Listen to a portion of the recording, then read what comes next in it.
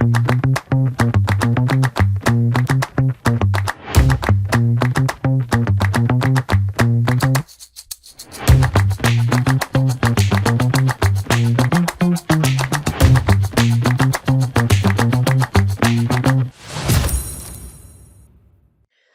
chiquillos, ¿cómo están? Muy buenos días, muy buenas tardes o muy buenísimas noches, sea cual sea la hora que están viendo esta videoclase. Y en esta oportunidad vamos a hablar acerca de la introducción a la endocrinología, dado que en las siguientes clases vamos a estar hablando justamente acerca de las diferentes estructuras, órganos, glándulas y hormonas asociados a el sistema endocrino. Pero evidentemente hay que primero sentar las bases para que podamos hablar entonces un lenguaje en común.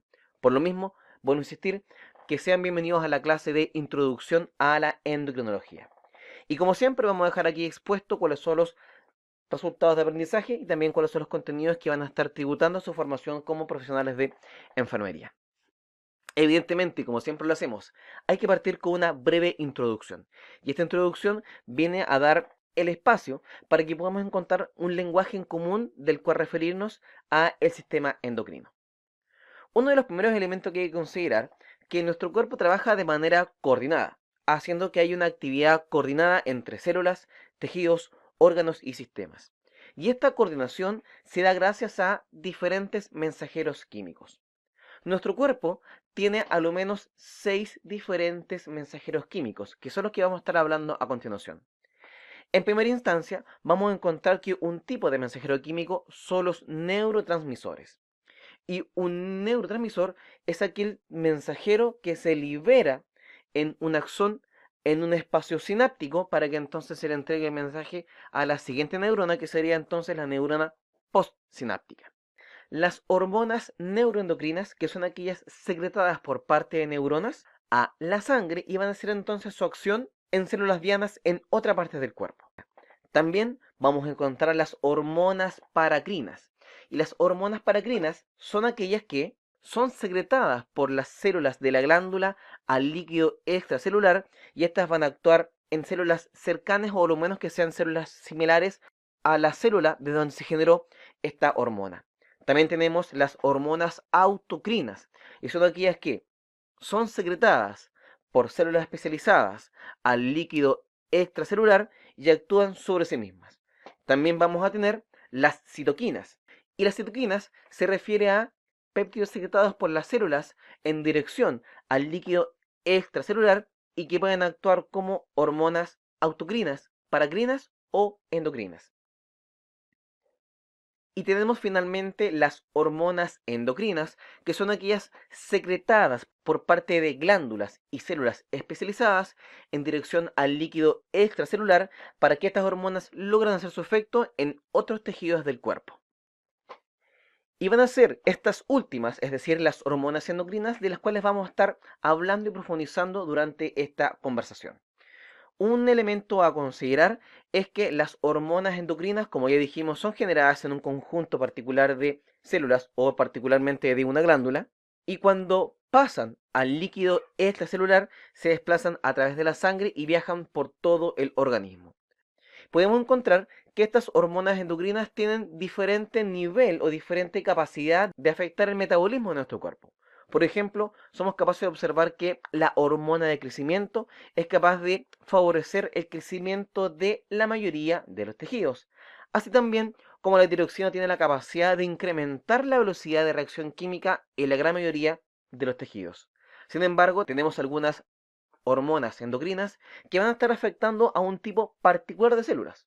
Por ejemplo, tenemos las corticotropinas que afectan en particular y específico a la corteza suprarrenal, así también como tenemos las hormonas ováricas que van a estar afectando solamente a los órganos sexuales femeninos.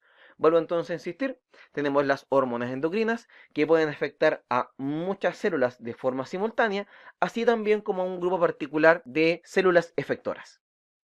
Cuando hablamos de las glándulas endocrinas, nos referimos a los diferentes órganos de nuestro cuerpo que tienen la capacidad de sintetizar hormonas. Hormonas que posteriormente pasan a la sangre y que después van hasta las células efectoras. ¿Qué glándulas tenemos en el cuerpo? Tenemos el hipotálamo, tenemos la hipófisis, tenemos la tiroides, la paratiroides, el timo, la glándula suprarrenal, el páncreas, las gónadas, ya sea los ovarios o los testículos, pero también por ese caso hay que tener en consideración que existen otras glándulas dentro de nuestro cuerpo, que es el timo, pero también, por ejemplo, el estómago tiene cierto grado de función endocrina, el sistema digestivo, tanto en el estómago y el intestino, también tiene una función endocrina y también incluso el tejido adiposo. Sin embargo, en esta serie de diferentes clases vamos a estar solamente enfocándonos en un conjunto particular de estas glándulas. ¿Cuáles son las diferentes glándulas en consideración de lo que recién comentaba? ¿Cuáles son las diferentes glándulas que tiene nuestro organismo? Está el hipotálamo. El hipotálamo se encarga de generar diversas hormonas, tales como la hormona liberadora de tirotropina, conocida como la TRH, que es una hormona del tipo peptídica y que su función es estimular la secreción de TSH y de prolactina. También el hipotálamo se encarga de la síntesis de la hormona liberadora de corticotropina, también una hormona del tipo peptídica que se encarga de la estimulación para la secreción de la ACTH. También tenemos la hormona liberadora de gonadotropina, la GN con minúscula, RH. También del tipo peptídica, que se encarga de la estimulación para la secreción de la hormona luteinizante y de la hormona folículo estimulante. También vamos a ver que el hipotálamo se encarga de la secreción de la somatostatina, también conocida como hormona inhibidora de la liberación de la somatotropina, la SRIF. También una hormona del tipo peptídica que tiene como función inhibir la secreción de hormona de crecimiento. También vamos a ver que se puede generar desde el hipotálamo dopamina o factor inhibidor de prolactina, conocida como la PIF, que es una hormona del tipo amina que se encarga de, tal como dice su nombre, inhibir la secreción de prolactina. Y también tenemos la hormona liberadora de la hormona de crecimiento, que es la GnRH, en este caso la N con mayúscula, que se encarga de estimular la secreción de la hormona de crecimiento. Otra glándula que tenemos dentro de nuestro cuerpo es la hipófisis anterior, también conocida como la adenohipófisis. La adenohipófisis se encarga de generar solamente hormonas que son del tipo peptídico, tales como por ejemplo la hormona estimuladora de la tiroides conocida como la TSH, que su función es estimular la síntesis y la secreción de hormonas a nivel tiroideo. También tenemos la hormona estimuladora del folículo, que es la FSH o la hormona folículo estimulante, que se encarga de la maduración del espermatozoo en la célula de Sertoli de los testículos y también se encarga del desarrollo folicular y síntesis de estrógenos en ovarios. También encontramos la LH o la hormona luteinizante, que se encarga de la síntesis de testosterona en células de Leydig en los testículos y también de estimular la ovulación, la formación del cuerpo lúteo, síntesis de estrógenos y la progesterona en los ovarios. También tenemos que la hipófisis anterior, también conocida como la adenopófisis, se encarga de la generación y síntesis de la hormona de crecimiento, que se encarga de estimular la síntesis de proteínas y del crecimiento en general de nuestro organismo. Y también tenemos la prolactina, que estimula la producción y secreción de leche a partir de las mamas. También tenemos la adrenocorticotropina, conocida como la ACTH, que se encarga de estimular la síntesis y secreción de hormonas corticosuprarrenales. Es decir, se encarga de estimular de que la corteza suprarrenal genere sus propias hormonas. Y luego tenemos la hormona estimuladora de melanocitos, que se encarga de la estimulación de síntesis de melanina.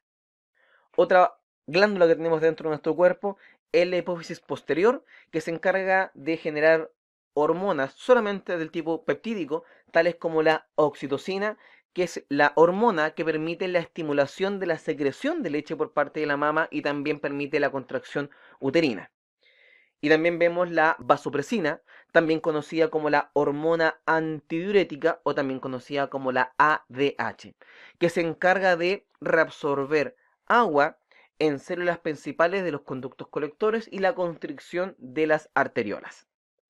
Vamos a ver también que tenemos otra glándula, que es la glándula tiroides, que se encarga de la generación de la triiodotironina, conocida como la T3, y también se encarga de la generación de la L-tiroxina, también conocido como la tetrayodotirosina T4, que es una hormona del tipo amina que se encarga de el crecimiento del esqueleto, consumo de oxígeno, producción de calor, aprovechamiento de proteínas, grasas y carbohidratos, maduración perinatal del sistema nervioso central, y en realidad se encarga, en resumen, de fomentar las reacciones químicas dentro de nuestro cuerpo.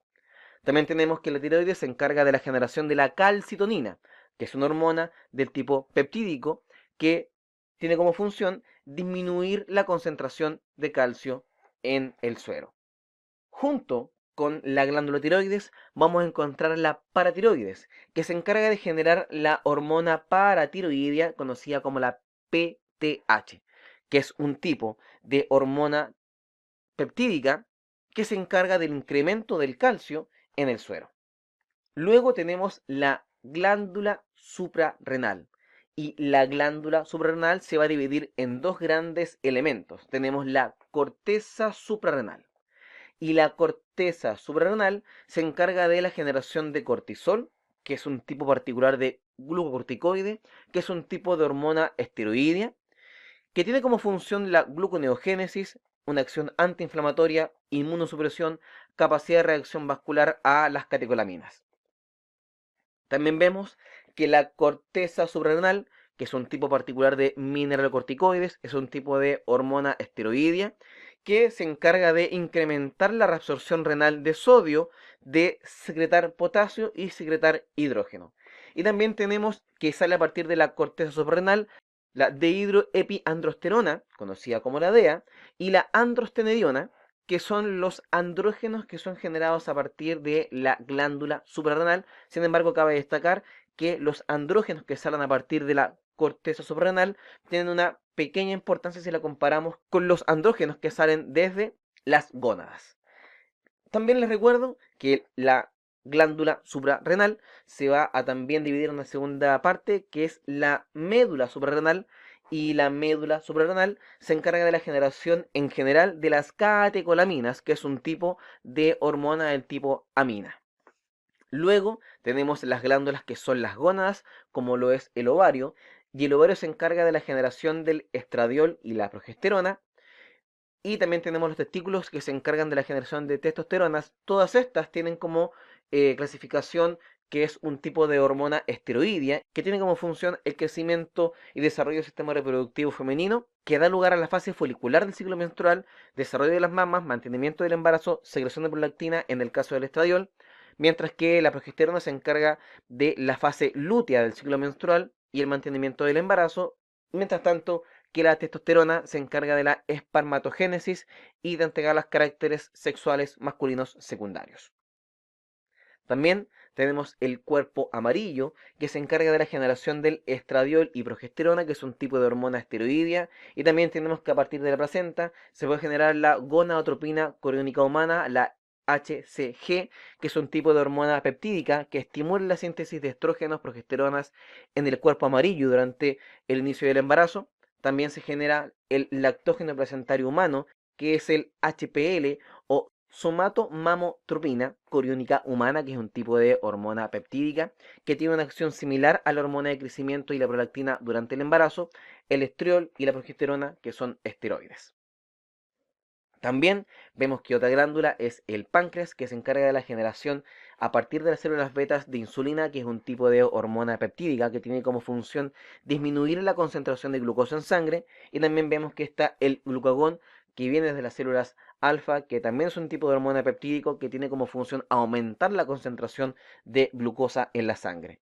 También vemos que el riñón también tiene una función del tipo endocrino, ya que el riñón puede generar la renina, que es un tipo de hormona del tipo peptídico, que tiene como función catalizar la conversión del angiotensinógeno en angiotensina 1, y también tiene como función la generación del 1,25 dihidroxicolicalciferol, que es un tipo de hormona esteroide, que incrementa la absorción de calcio a nivel del intestino y favorece la mineralización del hueso. Si bien es cierto, en este segmento hemos hablado de una cantidad enorme y gigante de diferentes glándulas y sus respectivas hormonas y su respectiva función, y que parece que es una cantidad de información casi inentendible y con muchas cosas que memorizar, a medida que vayamos avanzando durante este conjunto de clases, vamos a comprender cada una de estas funciones y el porqué de la importancia de cada una de ellas. Por lo tanto, de momento, tengamos paciencia, tengamos tranquilidad, porque lo vamos a aprender igual de todas maneras. Solamente hay que recordar que esta se trata de una clase introductoria para que logremos manejar en conjunto cuáles son los conceptos y las palabras que vamos a estar utilizando habitual y frecuentemente. Otro elemento que es bastante general y transversal cuando estemos hablando de las diferentes hormonas es el reconocer cómo es la estructura química de estas diferentes hormonas. Un elemento primordial a entender es que existen tres diferentes estructuras distintas a nivel químico. Vamos a encontrar las proteínas del tipo polipeptídica, tales como aquellas generadas a nivel de la adenohipófisis, a través de la neurohipófisis y a través de el páncreas y la glándula paratiroides. Pero también vamos a encontrar las hormonas del tipo esteroidea, que son principalmente aquellas que se derivan a partir de la corteza suprarrenal, y aquellas que son derivadas de el aminoácido de tirosina, que es particularmente aquellas que se generan desde la médula de la glándula suprarrenal. Partamos entonces con cada una de ellas. El primer tipo de hormona que vamos a encontrar y que pertenece al mundo del sistema endocrino son las hormonas del tipo polipeptídica. Y cuando hablamos de hormonas del tipo polipeptídica, sabemos que el elemento principal que las conforma son los aminoácidos. Y estas hormonas polipeptídicas pueden ser del tipo proteica o del tipo peptídica. La diferencia entre una y otra no es nada más que la cantidad de aminoácidos que la componen. Un polipéptido, en general, puede tener desde solamente 3 aminoácidos hasta incluso llegar a los 200 aminoácidos. ¿Cuándo se marca la diferencia? En el número 100. Si un polipéptido tiene más de 100 aminoácidos, se le va a llamar una hormona del tipo proteico. Si hablamos que un polipéptido tiene menos de 100 aminoácidos, se le va a llamar péptidos. Sin embargo, si es una hormona del tipo proteico o peptídica, siempre vamos a estar hablando que es un tipo de hormona polipeptídica, es decir, compuesta por aminoácidos. Y estas son la gran mayoría de las hormonas dentro de nuestro cuerpo y tienen la gran capacidad de ser hidrosolubles. Y por lo mismo, como son hidrosolubles, pueden viajar fácilmente a través del líquido extracelular dispuesto en la sangre, es decir, pueden viajar a través del plasma. ¿Cómo se sintetizan estas hormonas del tipo polipeptídico? Primero, son sintetizadas en el ribosoma y el ribosoma da lugar a la formación de la preprohormona.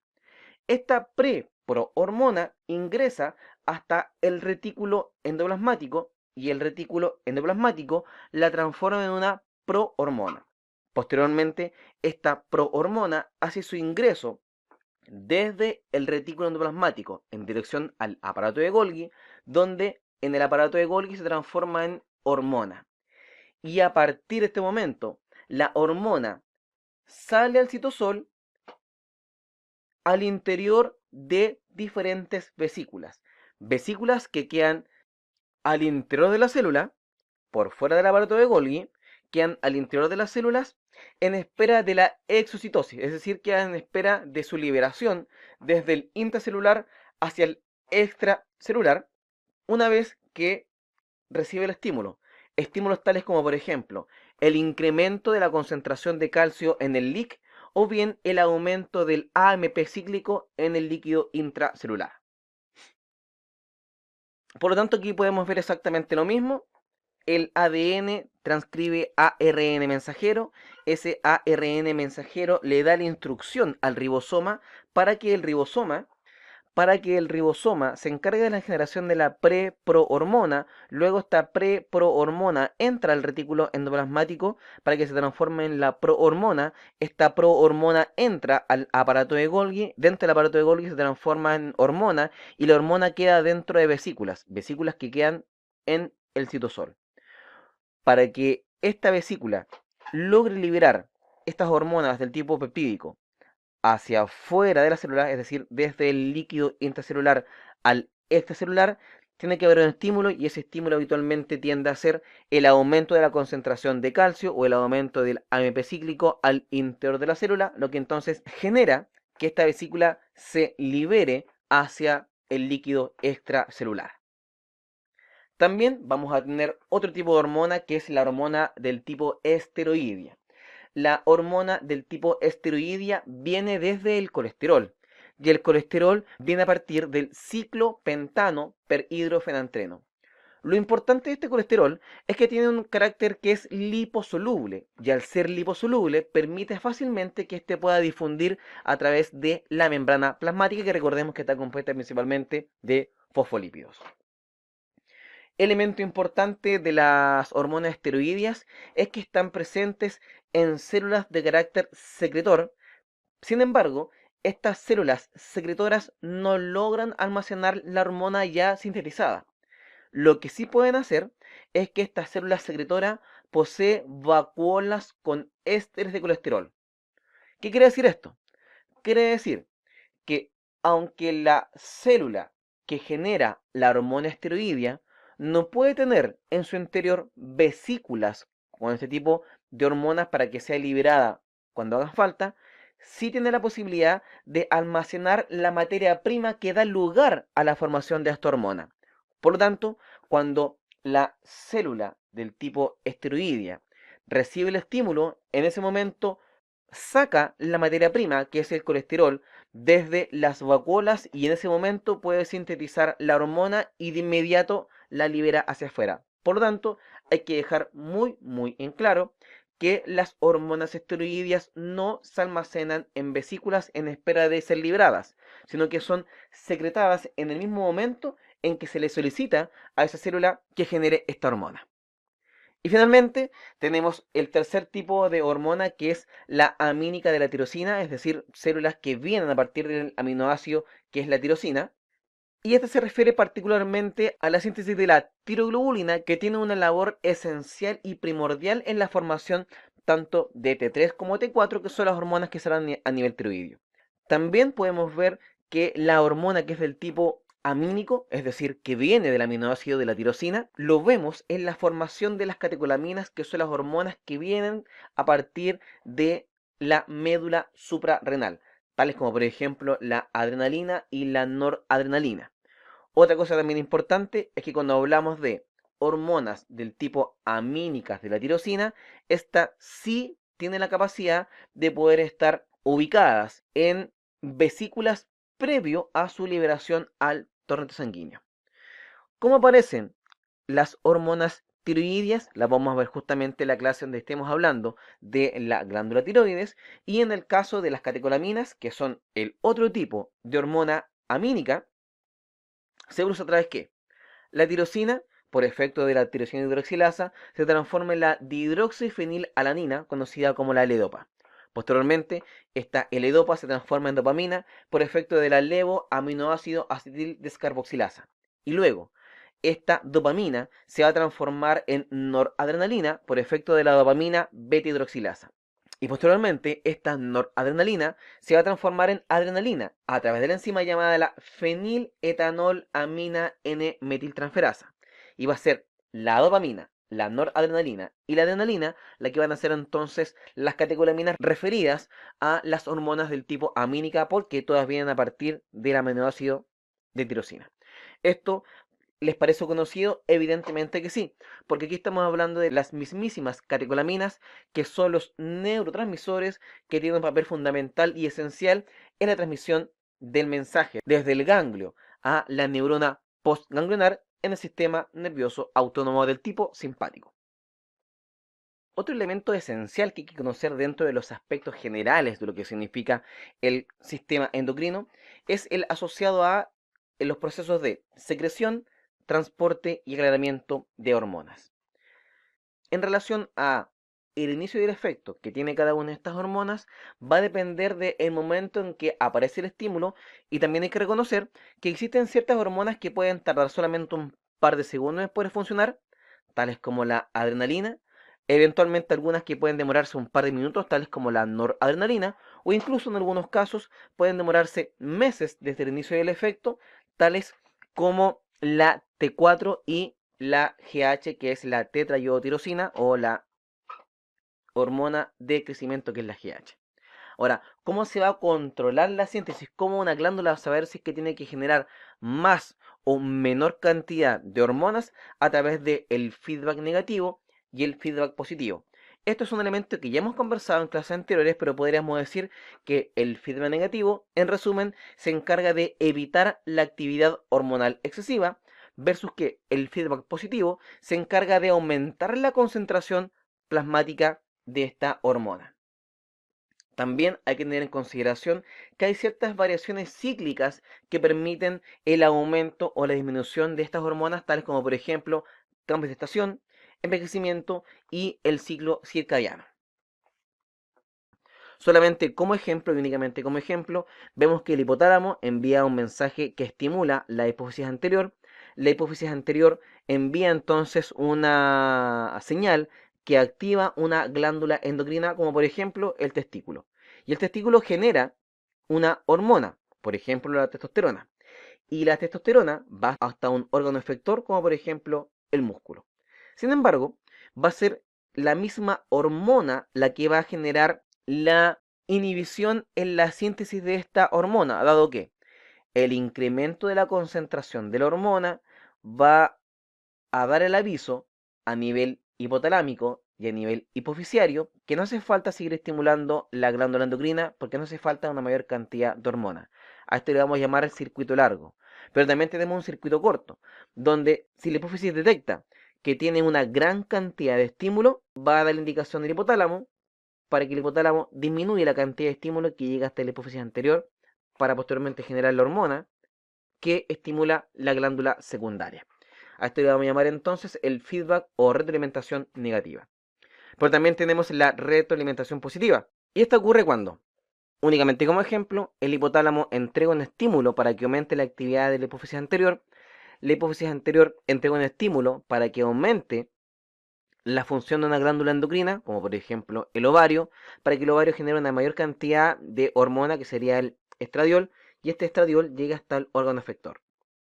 Sin embargo, va a ser el incremento de la concentración del estradiol que va a dar lugar al aumento de la función de la hipófisis anterior para que haya un mayor estímulo de la glándula endocrina y por lo mismo el ovario generaría una mayor cantidad de hormona, incrementándose entonces la concentración plasmática de esta hormona circulante. Una vez que ya entonces hemos entendido algo de cómo se produce entonces esta síntesis y este control para que logremos aumentar o disminuir la síntesis hormonal, es que también hay que comprender ahora de qué forma viajan las hormonas a través de la sangre. Por lo mismo entonces nos hace falta hablar acerca del transporte de hormonas. Y en términos muy generales vamos a ver que tenemos las hormonas del tipo hidrosolubles, que son las hormonas del tipo peptídica y también las hormonas del tipo catecolaminas. Estas, al ser hidrosolubles, logran disolverse en el plasma y viajar a través de la sangre hasta llegar al órgano efector.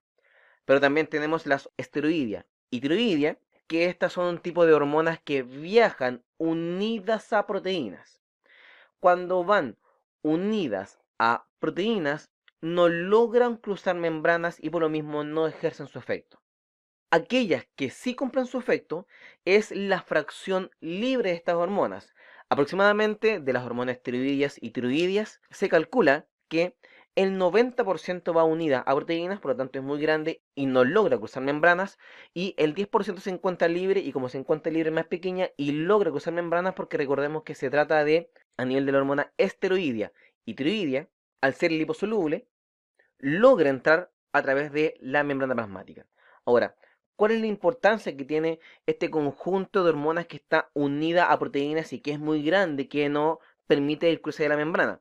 Sirven como depósito para reposición o para estar renovando o aumentando la cantidad de fracción de hormona libre que logra entonces cumplir con su efecto.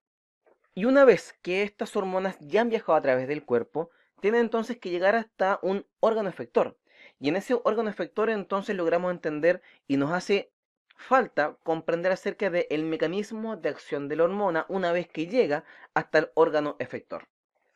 Una vez que esta hormona llega hasta el órgano efector, su inicio de acción comienza cuando esta hormona logra unirse a un receptor celular. Receptor celular que es específico para determinado tipo de hormonas. Y va a ser entonces la relación de esta hormona con su respectivo receptor el que da lugar a una reacción en cadena.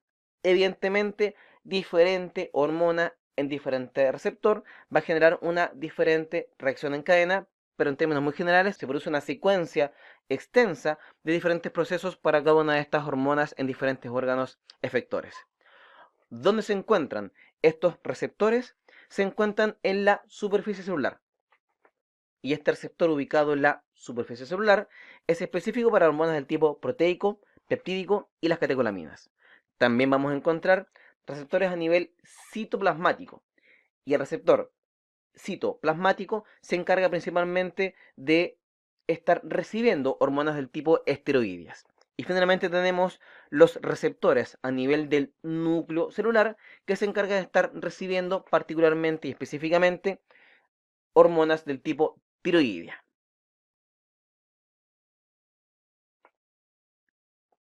En casi todos los casos, la hormona ejerce su acción en el tejido efector, formando en primer lugar la unión de la hormona con su respectivo receptor. Y va a ser este complejo el que va a alterar la función del propio receptor, el que entonces inicia la actividad hormonal. Entre ellos vamos a encontrar, por ejemplo, los receptores unidos a canales iónicos. Y en este lugar, una vez que llega la hormona hasta el receptor unido a un canal iónico, hace que este canal iónico cambie su estructura, logre abrirse o cerrarse, permitiendo o evitando la salida de diferentes iones o diferentes sustancias. Es decir, esto lo podemos vincular en un 100% con lo que significa el transporte a través de membrana, que se trataba de una clase que vimos hace tiempo ya considerable. También vamos a ver que existe otro tipo de receptor unido a proteína G. El receptor unido a proteína G se trata de un tipo de receptor del tipo proteico que cruza 7 veces la membrana y que está asociada al acoplamiento de un grupo de proteínas de membrana celular llamadas las proteínas heterodiméricas de la fijación a trifosfato de guanosina, conocida como GTP. También vamos a ver que una hormona puede llegar hasta un receptor unido a una enzima, que es un tipo de receptor que tiene solamente un segmento que cruza la membrana y que activa una enzima a nivel intracelular. También vamos a encontrar los receptores de hormonas a nivel intracelular. Y evidentemente, como este receptor se encuentra al interior de la célula, si una hormona va a activar este receptor, tiene que tener la capacidad de ser liposoluble para poder cruzar a través de la membrana plasmática y de esta forma entonces llegar hasta su respectivo receptor. Dentro de estas podemos encontrar las hormonas esteroideas del tipo suprarrenal y del tipo gonadal, las hormonas tiroideas, los retinoides y la vitamina D. Y este complejo hormona-receptor que se encuentra activado se va a fijar a una secuencia de ADN, conocida como el elemento de respuesta a la hormona, y que va a activar o que va a desactivar la transcripción de ciertos genes específicos y la formación del ARN mensajero.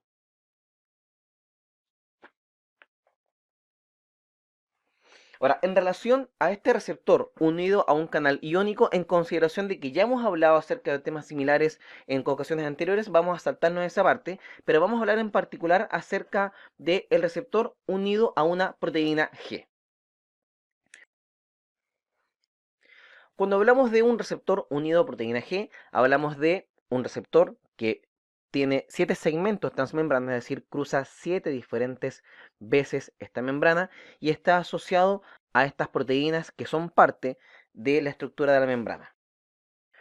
Una vez que la hormona llega hasta el lugar de acoplamiento de este receptor, se activa este receptor y este GDP cambia a GTP.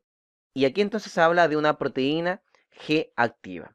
Una vez que tenemos que esta proteína G está activada, la subunidad alfa se disocia de las otras dos subunidades y estas proteínas alteran la actividad de los canales iónicos o de enzimas intracelulares, tales como por ejemplo la adenilato ciclasa o la fosfolipasa del tipo C, lo que genera entonces un inicio de una reacción en cadena que va a dar entonces lugar a diferentes procesos metabólicos de acuerdo al tipo de hormona y el tipo de receptor que se esté acoplando. También tenemos el receptor unido a enzimas, que para hacerlo bien sencillo, para que se logre entender, es un tipo de receptor que se asocia a que cuando llega la hormona hasta su respectivo receptor, comienza entonces una cadena de diferentes fosforilaciones y modificaciones enzimáticas que da lugar entonces a diferentes procesos metabólicos. Eso lo vamos a dejar bien en borrador porque una vez que lleguemos hasta la clase de insulina va a quedar mucho más claro cuando hablemos después más adelante del receptor de insulina.